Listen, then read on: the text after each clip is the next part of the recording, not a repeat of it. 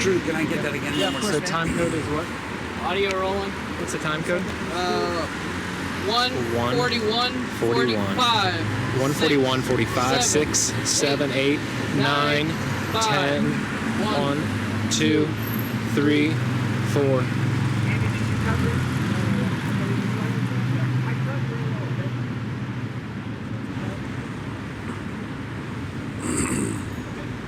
Right? All right, dude. So let's talk about our friends, Holy Spirit.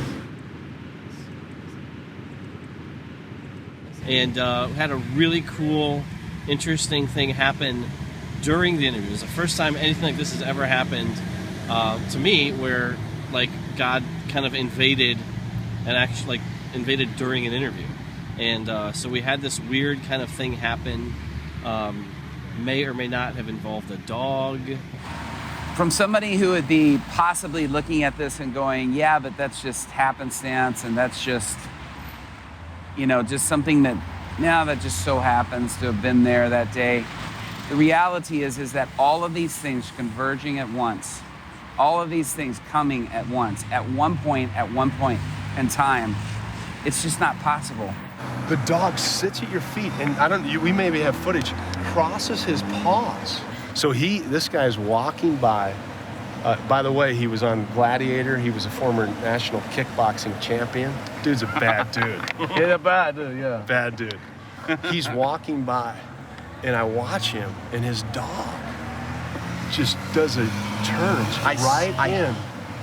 And I was telling Jimmy, I was like, the dog is leading his master. Yes. All right, let's jump into some Holy Spirit stuff. Gotcha. We got a little friend here. I like this guy. Is it male? I like him. I like you. I'm jealous of your hair. That's all I'm saying. I'm very jealous.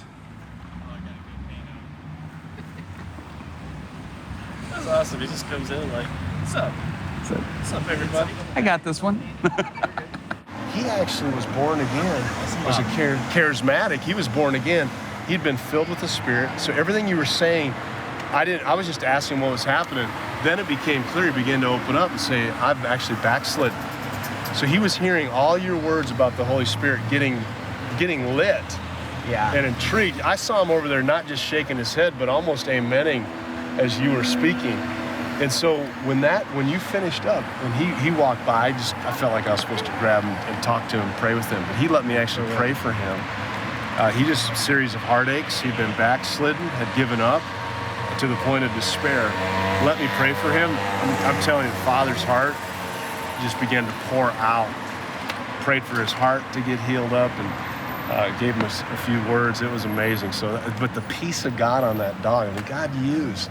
Talk about the comforter.